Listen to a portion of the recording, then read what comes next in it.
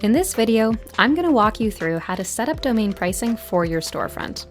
There are two ways to set your pricing. You can either click on the arrows on the Get Started page, or go to the Pricing tab on the top navigation menu. This will take you to the Domain Pricing Overview page, where you can set a default pricing markup, rounding for your selling price, and set the pricing for the Contact Privacy add-on. You can also set custom prices for specific TLDs. Let's get started with the default pricing. I'm going to use a default markup of 70% for all domains. I prefer having a round number, so my prices look more consistent. Storefront Manager gives me two rounding options. I'll opt to round to the nearest 99 cents and click Save Changes. Next, I'd like to upsell with a Contact Privacy add-on.